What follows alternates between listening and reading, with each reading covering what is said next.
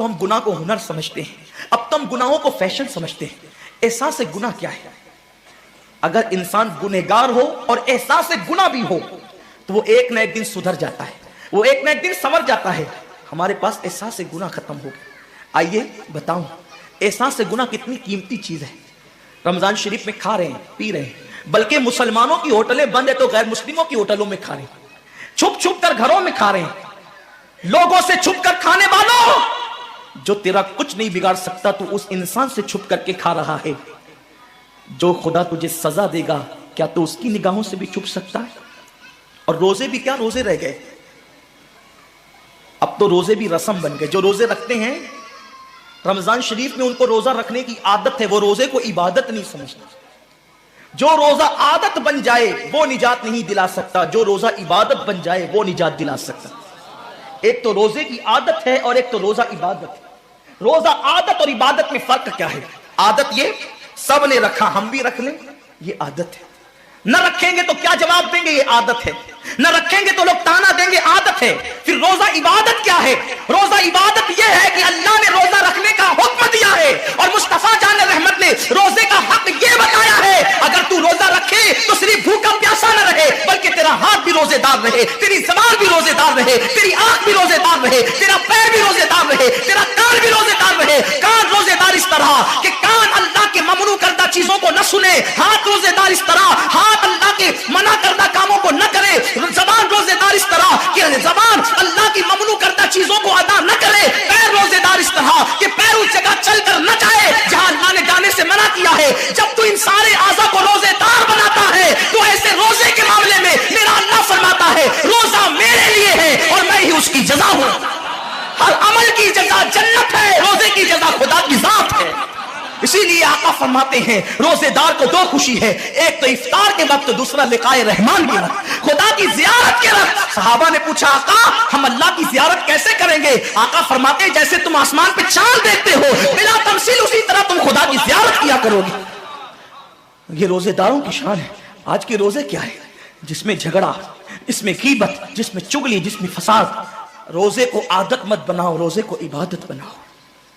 احساس مٹ گیا، عبادتوں کا احساس مٹ گیا، گناہوں کا احساس ختم ہو گیا۔ جب تک کہ لوگوں میں گناہوں کا احساس زندہ تھا وہ عبادت کر کے بھی اللہ سے ڈرتے تھے، وہ عبادت کر کے بھی رب کی بارگاہ میں آنسو بہاتے تھے کہ مولا میں تو حق ادا نہ کر سکا۔ لیکن آج احساس نہیں ہے، اس لیے لوگ ہنستے ہنستے افطار کرتے ہیں۔ حالانکہ صحابہ کا معمول تھا جب افطار کا وقت آتا وہ ہاتھوں کو اٹھا کر کے روتے اور کہتے مولا روزہ تو چلا گیا لیکن روزے کا حق نہ ادا ہو سکا، آنسو بہاتے ڈرتے۔ لیکن آج ایسا کچھ بھی نہیں ہے، ہماری ساری نیتیں تو دسترخوان پہ لگی ہوتی ہے افطار کے وقت۔ آئیے ایک بات نکل آئی، احساس گناہ کیا ہے؟ احساس گناہ آقا نے فرمایا نا کہ جب رمضان شریف کا حق ضائع کر دو گے تو اللہ تم سے عزت کو چھین لے گا، تم ذلیل و رسوا ہو جاؤ گے۔ احساس ختم ہے گناہ کا، اسی لیے رمضان شریف میں بھی گناہ کرتے ہیں اور گناہ کر رہے ہیں تو ذلیل ہو رہے ہیں۔ احساس کسے کہتے ہیں؟ احساس یہ ہے کہ میں نے کیا کیا، چھوٹے سے گناہ کو بڑا سمجھنا میں نے کیا کیا۔ ایک خاتون بارگاہ رسالت میں آئی اور عرض کیا یا رسول اللہ مجھ سے زنا ہو گیا ہے، میں نے بہت بڑا جرم کر لیا ہے، آپ مجھ پہ حد لگا دیں، حد جاری کر دیں تاکہ میں گناہ سے پاک ہو جاؤں۔ اللہ کے حبیب نے احساس سے گناہ دیکھ کر کے فرمایا کہ جا ابھی تیرے پیٹ میں بچہ ہے، تیرے جرم کی سزا تیرے پیٹ کے بچے کو نہیں دی جا سکتی، اگر تجھ پہ حد لگے گی تو وہ بچہ بھی ختم ہو جائے گا، جب بچہ پیدا ہو جائے اس کے بعد آنا۔ بچہ پیدا ہو گیا تو وہ لے کر کے آئی، آقا فرماتے ہیں تیری جان چلی جائے گی تو اس کی پرورش کون کرے گا، اس کو دودھ کون پلائے گا؟ جا اس کو دودھ پلا اس وقت تک جب تک یہ کھانے نہ لگے۔ وہ بچے کو 2 سال تک دودھ پلاتی رہی اور جب بارگاہ رسالت میں آئی تو بچے کے ہاتھ میں روٹی کا ٹکڑا دے کر کے آئی، بچہ روٹی کھا رہا تھا۔ عرض کی آقا مجھ پہ حد جاری کریں تاکہ میرا گناہ جو میرے دامن پہ لگا ہے وہ دھل جائے۔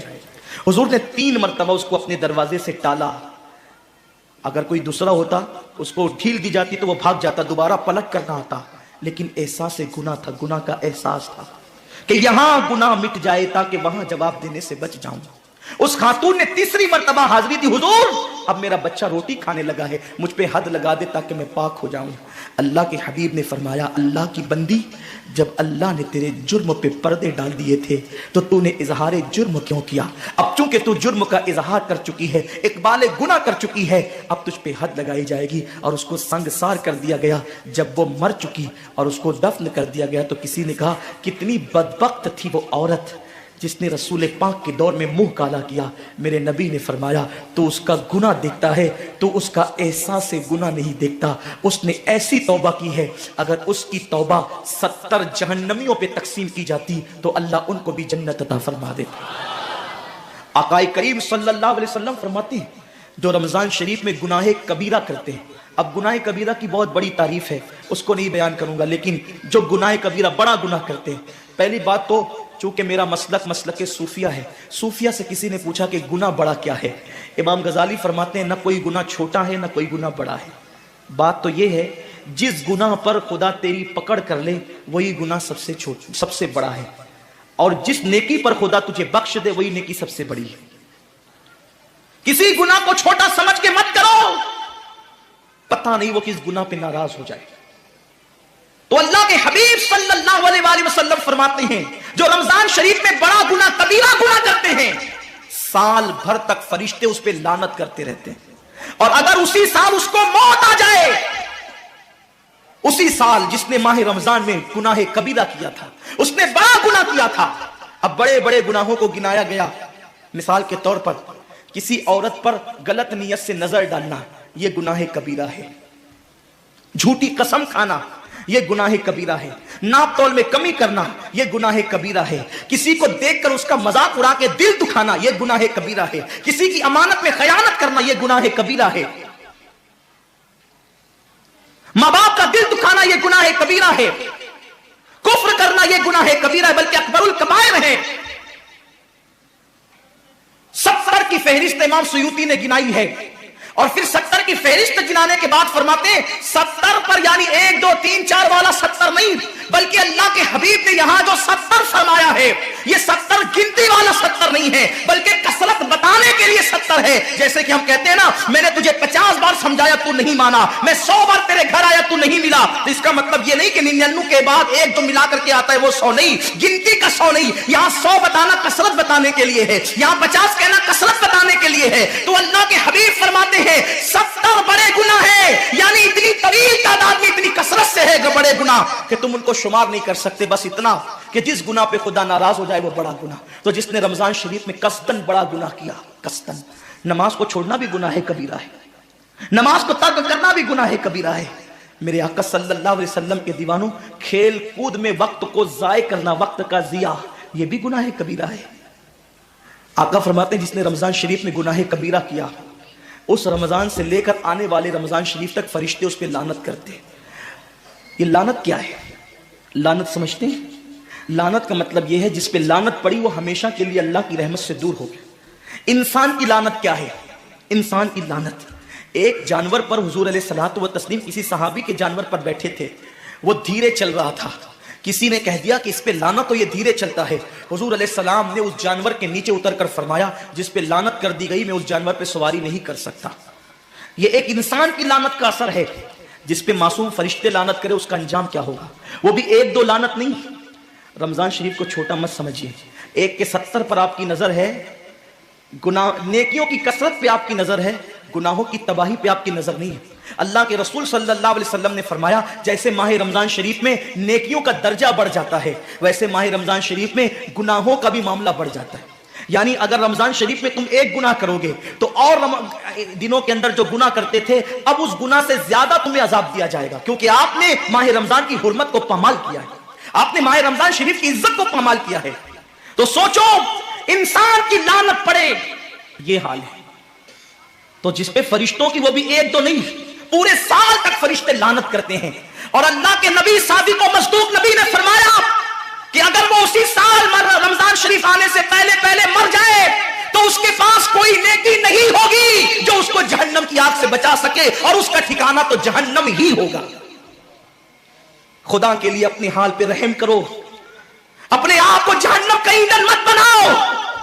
ہمارا جسم اتنا طاقتور نہیں ہے کہ ہم اپنے جسم پر جہنم کے عذاب کو برداشت کر سکے. میری قوم کے جوانوں، اپنی جوانی پہ اترانے والوں، اپنی قوت پہ ناز کرنے والوں، اللہ کے رسول صلی اللہ علیہ وسلم فرماتے ہیں کہ جہنم کی آگ کی ایک چنگاری اگر دنیا کے سمندر میں ڈال دی جائے تو دنیا کے سارے سمندر آگ سے بھڑکنے لگے. اس چنگاری کو، وہ جہنم کی چنگاری کو سمندر ٹھنڈا نہیں کر سکتے، بلکہ سمندر کو وہ ایک چنگاری بھڑکا دے گی اور سمندروں کے اندر آگ لگ جائے گی. جو ایک چنگاری سارے سمندر کو بھڑکا دے، اللہ اکبر، اس جہنم کے اندر یہ چھوٹا سا وجود جو چھوٹی سی، اللہ اکبر، اگر بتی کے چٹکے کو برداشت نہیں کر سکتا، جو چراغ کی لو کی تیز کو، جو چراغ کی لو کی حرارت کو برداشت نہیں کر سکتا، جو سگریٹ کے چٹکے پر بے قرار ہو جاتا ہے، یہ چھوٹا سا وجود جب جہنم کے اندر داخل کیا جائے گا اس وقت اس وجود کا کیا ہوگا؟ میرے آقا مصطفیٰ جان رحمت فرماتے ہیں کہ جب پہاڑوں کو جہنم میں ڈالا جائے گا تو پہاڑ ایسے پگھلنے لگیں گے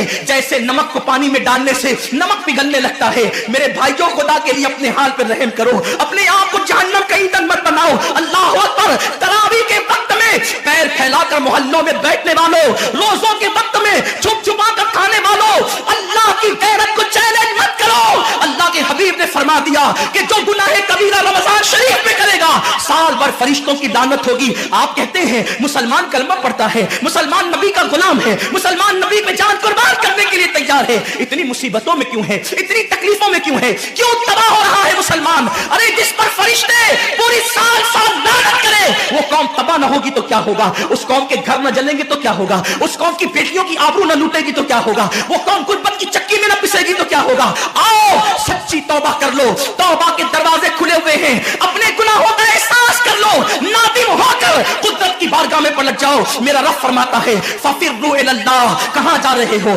دوڑو اللہ کی طرف، پلٹو اللہ کی طرف. بڑے سے بڑا پاپی اگر خدا کی طرف احساس گناہ لے کر، ندامت کے آنسو لے کر اللہ کی بارگاہ میں پلٹا ہے تو اللہ نے اس کو مغفرت کا پروانہ عطا کیا ہے. میرے رب کا وعدہ ہے جو میری بارگاہ میں پلٹتے ہیں میں ان کو لوٹاتا نہیں ہوں، میں ان کو معاف کر دیتا ہوں. سبقت رحمتی علی غضبی، میری رحمت میرے غضب پہ سبقت لے گئی ہے. وہ رب جو 70 ماؤں سے زیادہ پیار کرتا ہے، امت کی تباہی کا اتنا ہی خیال ہے تو ہم رمضان شریف کا احترام کیوں نہیں کرتے؟ ہم رمضان شریف کا اہتمام کیوں نہیں کرتے؟ کیوں ہم اللہ کی عبادت کی طرف نہیں آتے؟ آؤ اپنے گناہوں کا احساس لے کر خدا کی بارگاہ میں پلٹو تاکہ تباہی سے بچ جاؤ. ایک حدیث پاک کا مفہوم پڑھ کر اپنی گفتگو کو اختتام کی طرف لے کر چلو.